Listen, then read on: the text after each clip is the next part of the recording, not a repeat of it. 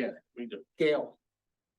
Mike, when I worked in advertising and got people onto a media position, whatever it was, the real long-term value is being able to see as seen on or as heard. Yes. How do people leverage their time in your studio and on air afterwards? I mean, because I think you're saying you're not turning it into a podcast afterwards. No, all of my content is up there. So I put all of the interviews on Facebook. Most of the Okay. things end up on LinkedIn.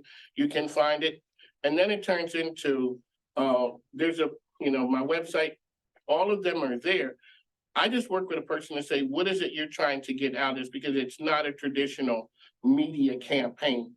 When I got, with the Children's Hospital, Lauren Moore had to go to the ad agency and say, I want you to work with Mike King, because they never work with me. I'm like, who is that guy?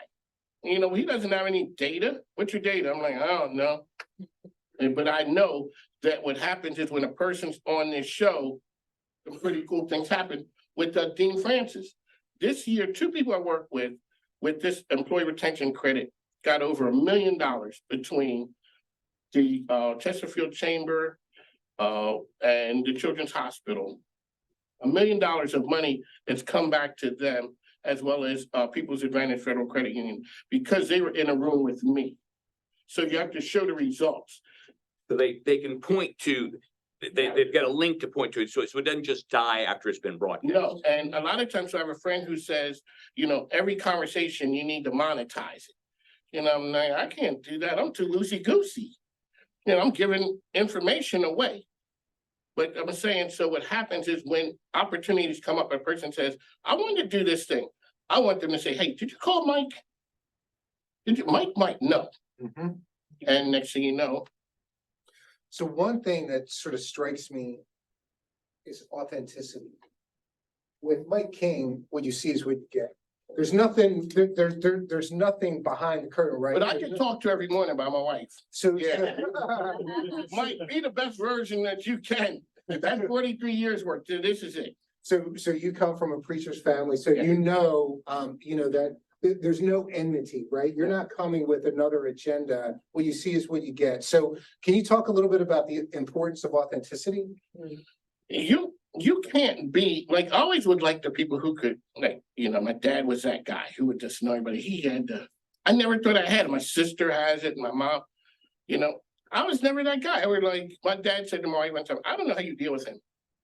I'm like, you made me this way. When you have that person who sucks up all the oxygen in the room because they're a big personality.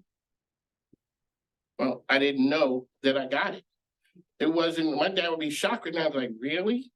That's him? Because I stood there. Stacey, we talked about parents, looking at your parents in a business. There's no, okay, lesson today. No, it's, hey, go get that thing over there. Go do this thing. You see your dad working.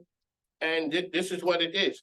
I'm not the polished guy who, you come in, the equipment isn't the best. I'm like, you ain't gotta have the best equipment, but you gotta have a good idea and run your lane because somebody else, and own your content too.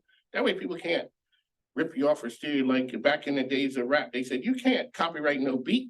They're ripping James Brown off. Now they don't do that anymore. So own your content like I do. And that way people can't fire you unless you're like Steve Jobs. Yeah, you ask people to come in. Yes. Andre? You do a lot.